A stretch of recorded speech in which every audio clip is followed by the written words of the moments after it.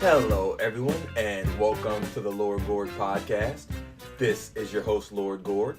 I'm giving you information that's factually correct and politically incorrect. And me and Mrs. Jones, we've got a thing going on.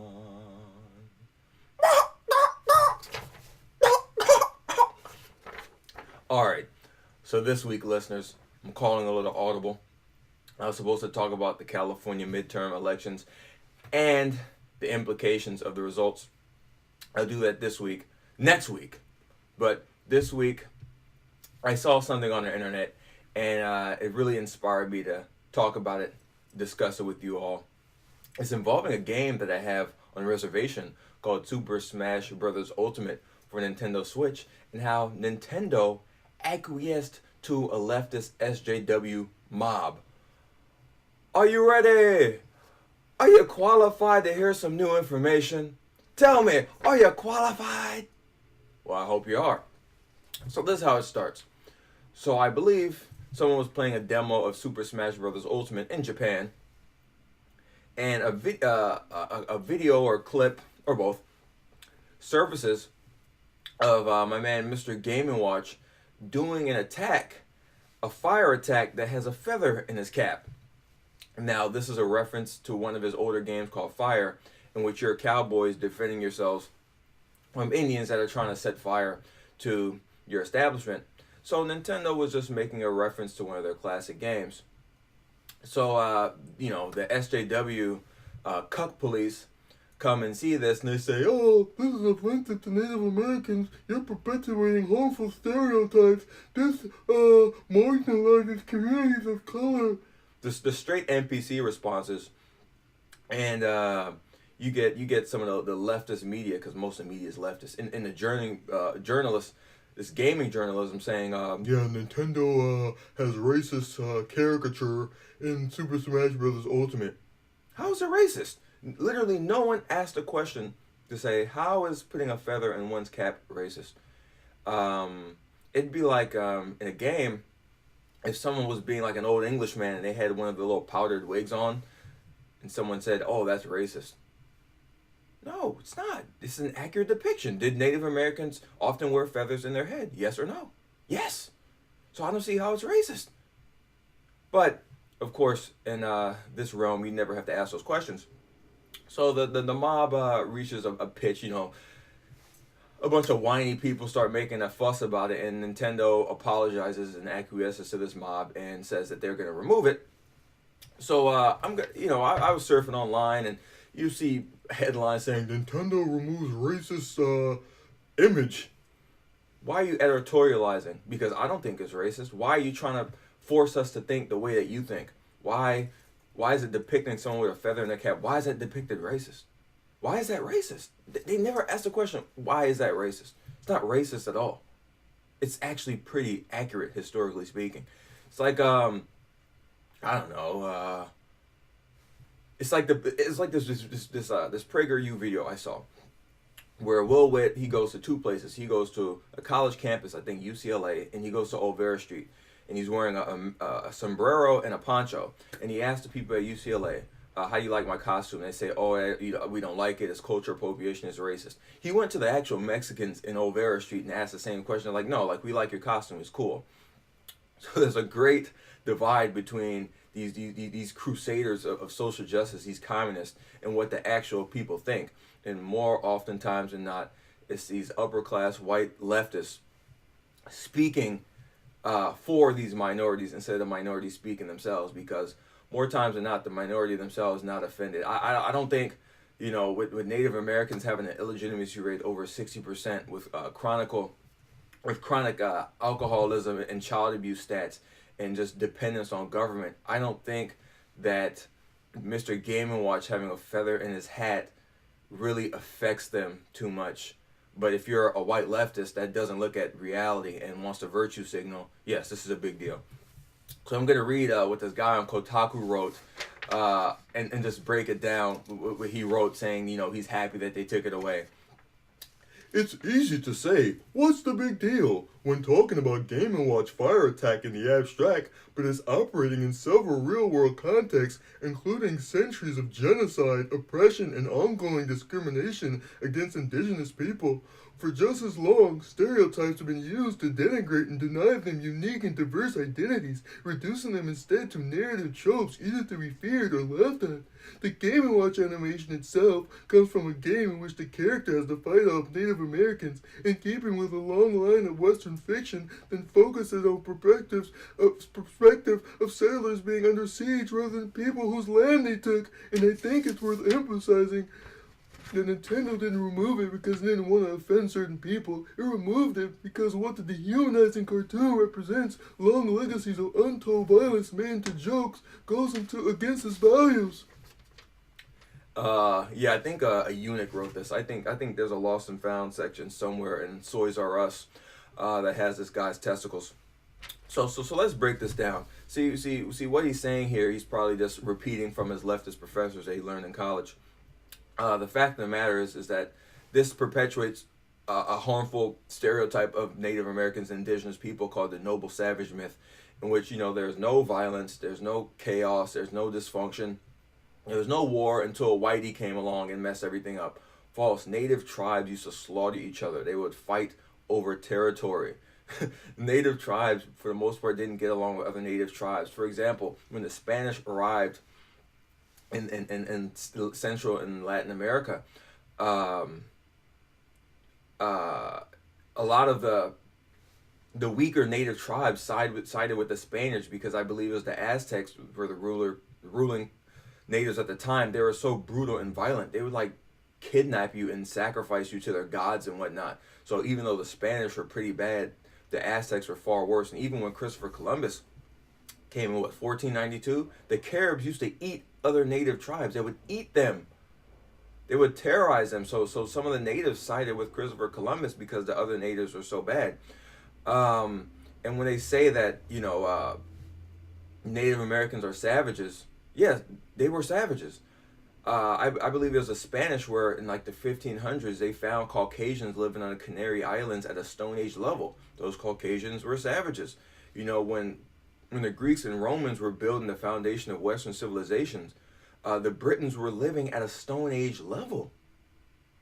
The Britons at that time were savages. So what he doesn't understand is that his idea that only natives are savages is racist in itself, because at one point or another, all human beings were savages. And some still are. Okay?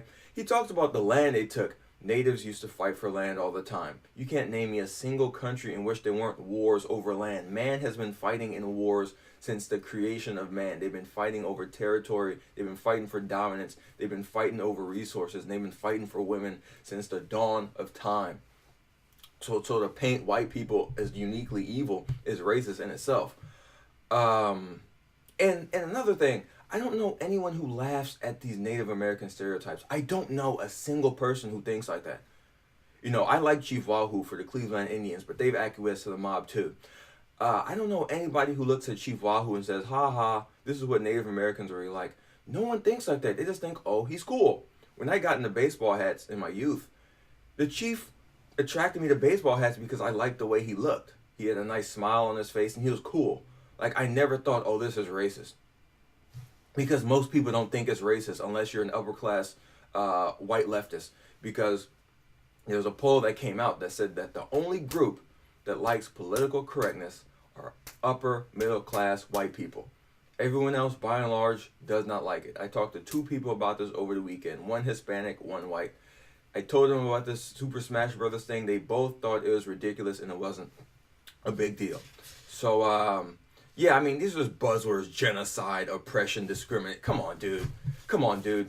If you really knew facts, you would know that Native Americans are the result of relying on the government, and their reservations are hellholes. And there are no job opportunities. It's just blame whitey. Everything is everyone else's fault. And the men have no purpose, and the women have babies out of wedlock, and the kids have no fathers. And when you see the Native Americans leave the plantation, reservation, they are far more successful outside of it than inside of it. So what this guy is really doing is trying to isolate these people and not have them adopt the behaviors and values of the larger and more successful society. So he's the oppressor. Okay. Let's read another quote here. From another one of these cucks. Political correctness is a made-up term used to denigrate what is, in reality, simple politeness and respect for others. People who complain about political correctness are, to a person, actually complaining that they are unable to get away with being an asshole without consequences. Tell me, how does the removal of this Native American caricature have any negative impact on anyone in any way? Why would someone reasonably complain about this, let alone be disturbed by it? No, political correctness comes from the left. It comes from people like Stalin and Mao. Or, for example, in Article 58, you'd get 10 years in the Soviet Gulag prison if you criticize the government. That's political correctness. If you don't go with a party line, if you criticize Stalin, if you ask questions, you get thrown in jail. And that even happened with children. Maoist China, you couldn't criticize the regime publicly. You couldn't criticize Mao publicly, even in private. Even in Nazi Germany, they had I forget exactly what the kids were called, but the government would pit the kids against the parents and basically tell the kids, hey, if your parents are discussing ideas that are against the political establishment, you can rat them out and you'll get stuff. And a lot of parents went to jail because of that. So when you're saying political correctness has is a made up term and has no real life implications, it's clearly wrong. What it's meant to do is to enslave people ideologically and control people's thoughts. For example, I discussed in the podcast before, the Association of Hispanic Journalists pressures people to say, undocumented immigrant instead of illegal alien or illegal invader, because they want to frame the debate. They want to frame the way that people think about illegal immigration. And it's not even illegal immigration, it's illegal invasion. It's not immigration when you don't have permission to do it, right? So instead of thinking of these people as criminals and people who are attacking and threatening our sovereignty, we think of them as victims that we need to help. They want to control your mind. If you control the language, you control people's thoughts. So yes, we're not disturbed by this removal of the feather, but the implication of it, the implication that a mob of a small group of people can impose their ideas and their values on other people. That's what we're concerned about. Little by little, our freedom to express ourselves is taken away until we get to a point where no one can say anything. That's what we're concerned about. The implications of it, what it means for the future, what it means that all someone has to do is rile up a mob and pressure someone, and they give into it, regardless of what the majority thinks about it. We're concerned about tyranny, guy. All right. So let's talk about some other games that people could have brought up this kind of argument. This is a racist caricature. Let's take Grand Theft Auto San Andreas, for example. The protagonist is a black gang-banging, drug-dealing murderer. Most of the characters are black gang-bangers, drug dealers, and murderers. Imagine if someone came out and said, this Grand Theft Auto San Andreas, it really portrays black people in a negative light. It feeds into negative racial stereotypes that feeds into police brutality and systemic racism and the criminal prison industrial complex and all this stuff. Imagine if someone said that and they tried to whip up a mob to get Rockstar Games to fundamentally change their game. What would Rockstar Games have done? I'm almost certain that they wouldn't have changed their game, because if you don't like the game, don't buy it. Period. It's fine that you feel that way, and perhaps you can communicate with people in the free marketplace of ideas to convince them to come around to your worldview, but you shouldn't be able to force your opinion upon others. Grand Theft Auto Vice City is another example. You had a lot of these, Ricardo Diaz, this Colombian drug dealer. What if the Colombian said, "You're feeding into negative racial stereotypes by portraying people from Latin America as criminals and drug dealers. We're greatly offended by this." Would they have removed his character? Would they have shut down the game? Would they have fundamentally changed the game? See, it really is a slippery slope when it comes to this stuff, because anybody can claim to be offended by anything. And what Nintendo did is you're validating their temper tantrums. You're validating their mob behavior. You're saying that, yes, we will reward you if you whip up a frenzy about a bunch of nonsense and force your opinions onto others. That's the problem. Let's take Mortal Kombat. A lot of parents were concerned about Mortal Kombat. They didn't want Mortal Kombat to be sold. The reason why the ESRB is around today is because of Mortal Kombat. It was incredibly gruesome and incredibly violent. I mean, Nintendo did censor Mortal Kombat #1 on Super Nintendo by having sweat instead of blood. But a lot of people went for the Genesis version because it had blood. So, I don't agree with the censorship, but that's fine. But imagine if they would have tried to get Mortal Kombat removed from the store. Or someone would have said, oh, these fatalities offend me. Don't buy the game. Don't buy it for your kids. I mean, they're still selling Super Smash Bros. Ultimate. But the fact that they changed a minor detail because of a mob really does have long-term implications. I mean, I've even heard of, that new Battlefield game where they're pushing all this SJW propaganda, having like female soldiers in World War II. And the consumers just aren't having it. They're not buying the game. It's something called Go Woke, Go Broke. Doom Eternal shows you how to do it. When you say stuff like Earth is the melting pot of the universe and demon is an offensive term, we prefer the term mortally challenged. The SJW mob tried to come after Doom Eternal saying, Doom Eternal should apologize, this is offensive, they're spreading anti-immigrant rhetoric. What did id Software do? They said, go to hell, dude. Like, this is our game, and we're going to make the game that we want, and if you don't want to buy it, don't buy it. And you know what this consumer said? We're even more excited to buy Doom Eternal when it comes out because they've got testicles, man. They've got balls, and they don't acquiesce to a mob, man. They could have easily said, oh, we're sorry for offending community of color. We're going to change our game to be more inclusive. No, not everything includes everyone. Okay? If you don't like the content, move. There's a lot of stuff that I don't like. I make arguments against things I don't like all the time. That's why you listen to my podcast. But I'm not going to go someplace writing letters forcing people to stop producing that content. I'm just going to enter the free marketplace of ideas, argue with facts, logic, and evidence, and make people make decisions for themselves. But no, these people don't believe in that. They believe in forcing their Marxist ideology, their communist ideology on other people, and we have to put a stop to it. And censoring Game & Watch is another event that I don't like, and it shows that if we don't fight back culturally, they will win. Look what's happening to Apu. They're getting rid of Apu. Apu's a great character, great guy. And the great irony is now the Simpsons are going to be less diverse. Simpsons is full of stereotypes, man. Mario's an Italian plumber, man. In those Grand Theft Auto games with those Italian mobsters, what if the Italian community got offended? You're portraying Italians in a negative light. You're feeding negative stereotypes that marginalize those Italian communities. You can do this with anything, man. Just tell those people to shut up. And if they don't like it, don't buy it. Leave me the hell alone. That's the Lord Gord Podcast. I hope you enjoyed it.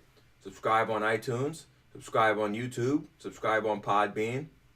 Leave a comment. Get the Lord Gord Funk album, This Isn't TV, on iTunes, Spotify, Tidal, Google Play, YouTube. Check it out. Share with a friend. Donate on Patreon. Next week, I will talk about California midterms and their implications. So get yourself prepared for that. Thank you so much for listening. I'm Lord Gord. I'll talk to you next time.